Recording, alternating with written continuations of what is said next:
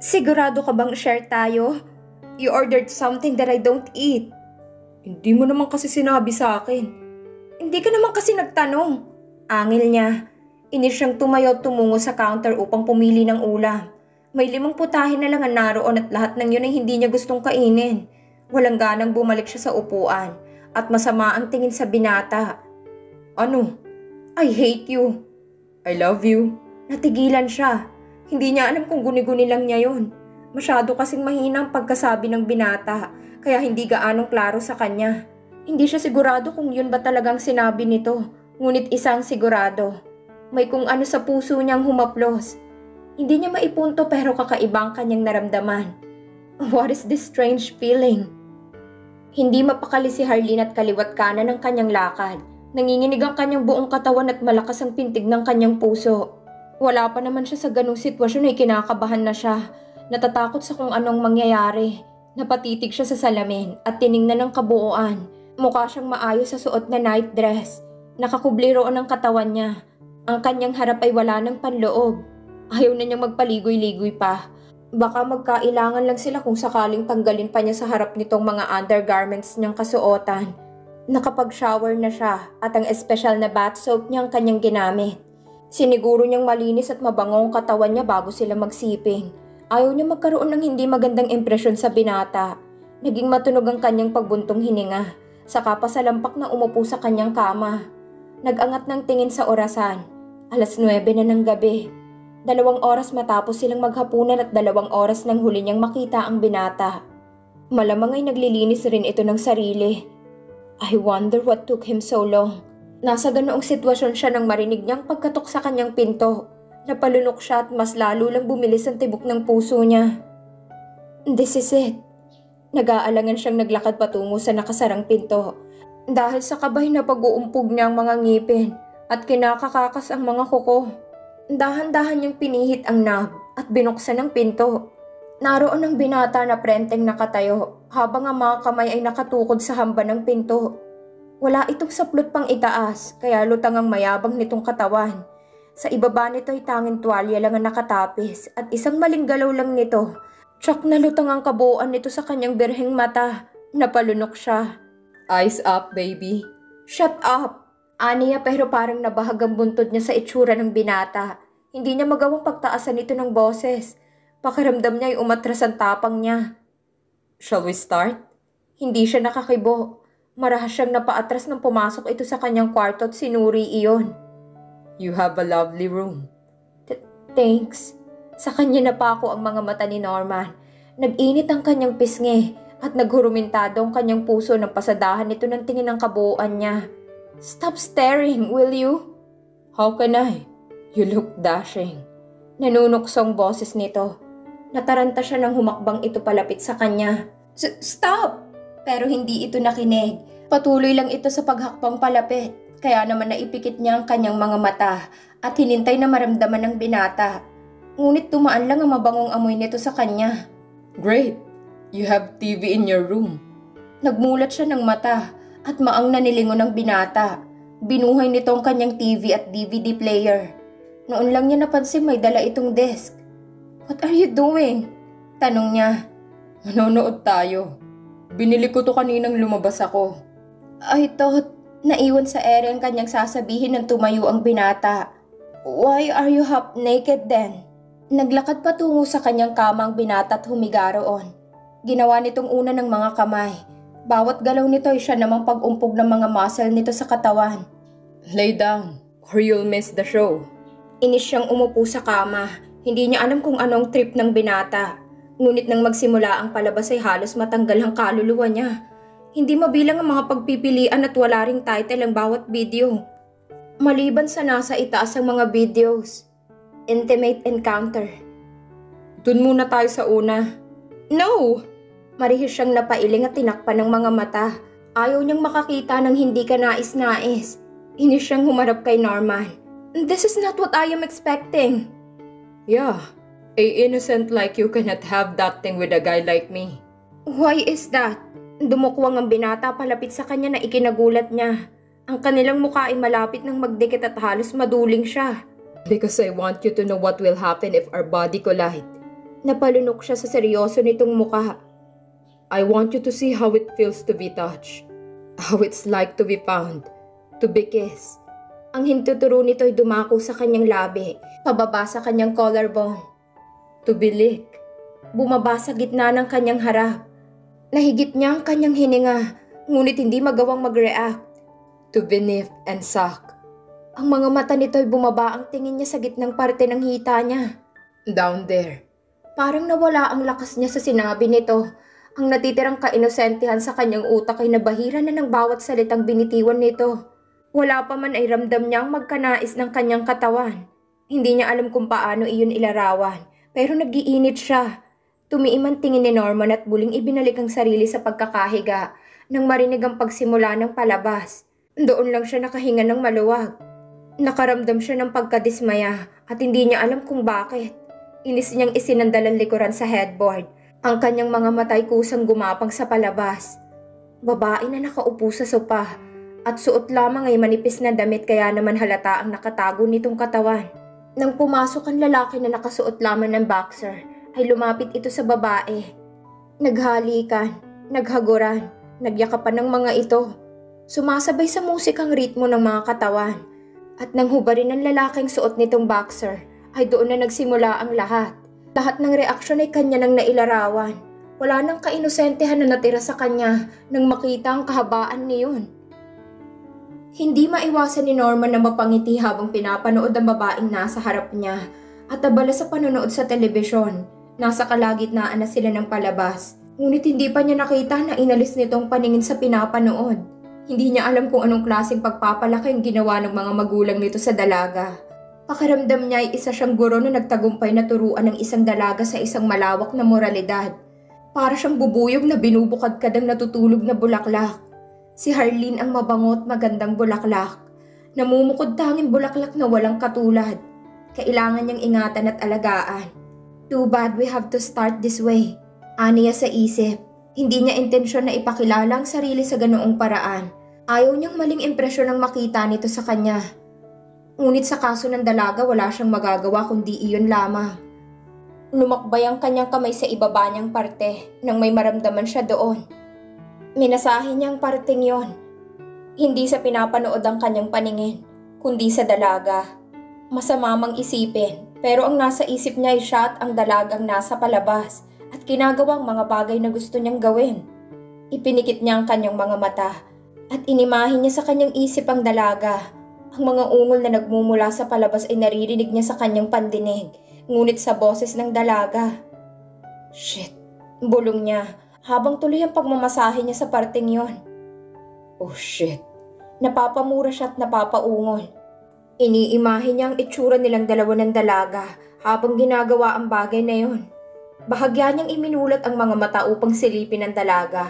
Abala pa rin ito sa panonood at hindi man lang pansin ang kanyang ginagawa. Malakas rin kasi ang sounds kaya hindi siya nito dinig. Oh shit, daing niya. Ramdam na ramdam niya ang kanyang ginagawa. Natutokso siyang hatakin ng dalaga. Gustong gusto niyang damhin ang katawan nito. Naiinggit siya sa dalawang nasa palabas at hindi na niya kaya pang magsulo. Ngunit ayaw niyang biglain ang dalaga. Ayaw niya itong pilitin sa ganoong klase ng bagay. Lalo na't bago pa lang ito. Gusto niyang ito mismo at kusang loob na ibigay ang sarili sa kanya. Sa ngayon ay magsosolo muna siya. Mahina siyang napaungol. Inayos ang tuwalya at tumayo. I'll be in the bathroom. You'll miss the show. Wika ng dalaga na hindi man lang siya tinapunan ng tingin. Ikaw na ang tumapos. I have a private business to attend to. Sabi niya at nagmamadaling lumabas ng kwarto ng dalaga. Dali-dali siyang nagtungo sa banyo ng kanyang kwarto at binuksan ang malamig na shower. Oh, Harleen. Pikit mata niyang ninanamnam ang bawat sandaling yon. Pinakikiramdaman ng sarili. Kung ano-anong ritual ang kanyang isinatinig.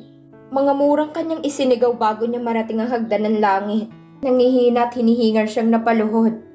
Napahilamos ng mukha nang tumama sa tubig ng shower.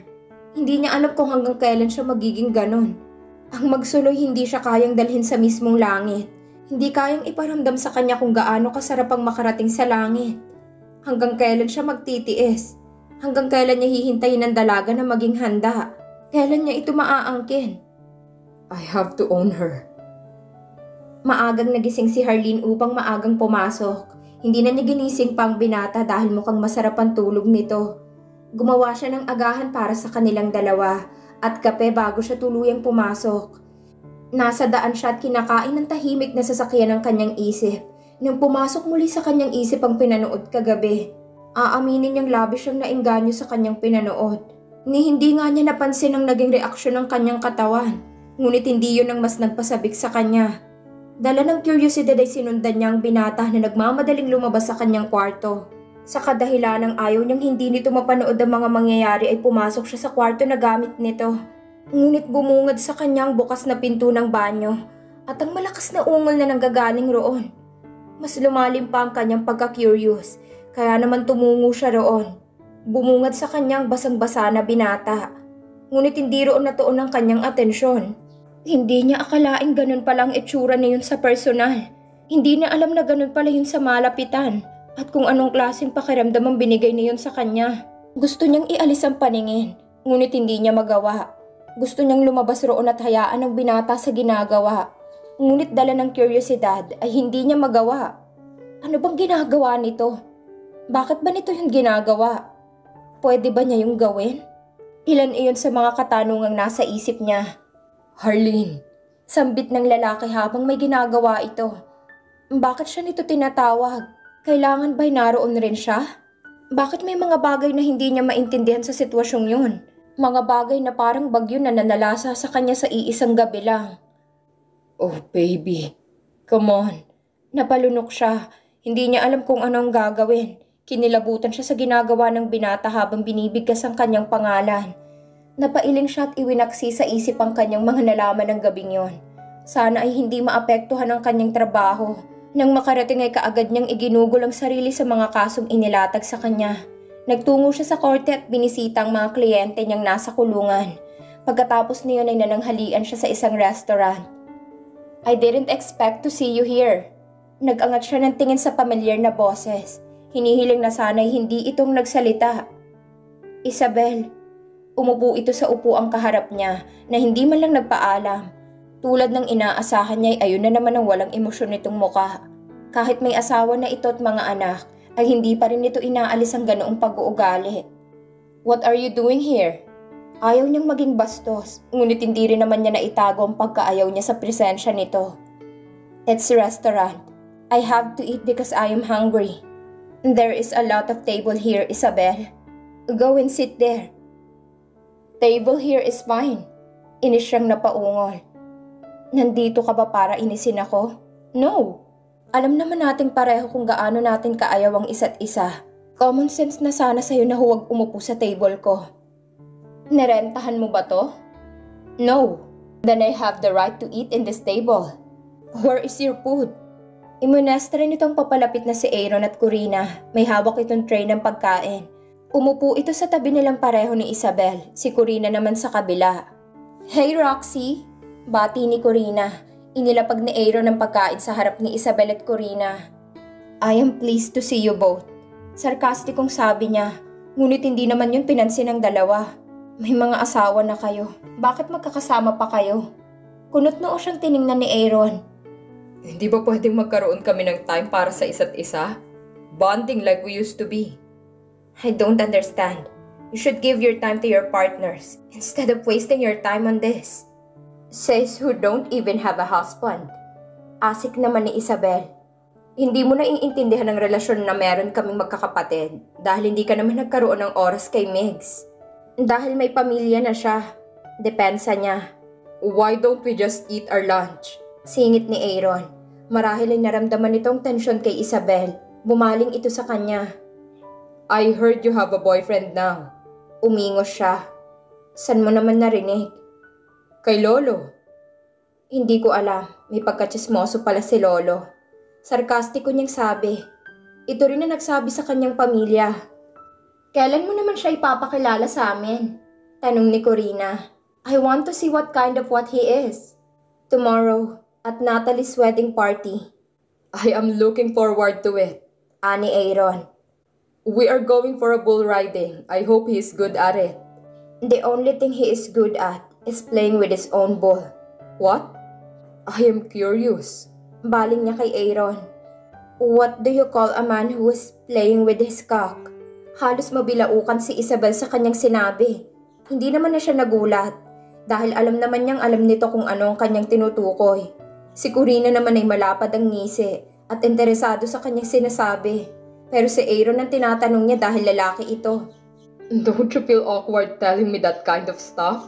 I am your cousin. Just tell me. I knew I blame our parents for making us so dumped on this kind of stuff.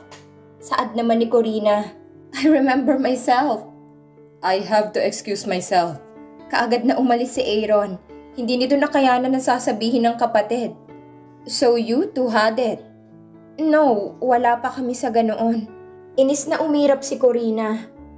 Come on, 30 years old ka na. Dapat ay may alam ka na sa ganoong klase ng mga bagay. I am. Sinabi sa kanya ni Corina kung ano ang tawag sa bagay na yon. It is when you feel turned on and you want to let it out. Ginagawa ba yun ng asawa mo? Duh, I do that sometimes. Bumaling siya kay Isabel. And Isabel too? Don't start, Corina. Banta ni Isabel. Wala na si Aaron, kaya pwede na tayo mag-usap tungkol sa mga masaselang bagay. Inilapit ni Corina ang sarili sa kanya. Hindi na sa pagkain na tuon ang atensyon nito. Napapantastiko hang tumitig sa kanya si Corina. Grabe ka. Pinanindigan mo talagang pagiging wala mo pang alam pagdating sa ganung bagay. 30 ka na. Hindi ka na makapagalitan ng mga magulang mo kapag nag-explore ka sa katawan mo. It's a thing, sabi ni Isabel. As woman needs to do to please ourselves. Ginagawa mo rin? Sometimes, kapag may tampuhan kami ni Lucas. Why don't you watch videos so you can get an idea? Suggestion ni Corina. Don't be a bad influence to her, Corina. Don't be a killjoy, Isabel. Angil naman ni Corina sa kapatid nito bago muling matuon sa kanya. I feel like I like him already. What is his name? Norman. Nice name. Puri ni Isabel. Tipid man ay mararamdaman ng sincero nito. I hope he is not like the last one. Sinamaan niya ng tingin ng pinsan. Hindi talaga nito maaalis ang pagiging insensitive, lalo na sa mga masaselang bagay. I think you are a bit too much, Isabel. Sabi ni Corina na mukhang nabasa ang reaksyon niya. From the look of it, mabuti na rin at naisipan mong iwan na ang lalaking yon. Payo lang bilang nakakakilala sa'yo. You deserve better. Nakuyom niya ang kanyang kamao at gusto niya iyong isampal sa mukha ni Isabel. Ngunit kilala niya ang kanyang pinsan. Talagang hilig nito na bigyan siya ng dahilan upang mainis. Yun ang kasiyahan nito sa tuwing nakakasama niya. But I don't want to give you that satisfaction. Malapad ngunit pilit ang kanyang pagngiti. Ngunit sa loob-loob niya ay malapit na siyang sumabog sa sobrang inis sa kanyang pinsan. Mauna na ako sa inyo. You're not gonna eat? Namamanghang tanong ni Corina. Umiling siya. No, nabusog ako masyado sa presensya niyo. Sarkastikong ani at tumayo na. Pinilit ang sarili na huwag patulan ng pinsan at iniwan niya ang mga ito. See you tomorrow!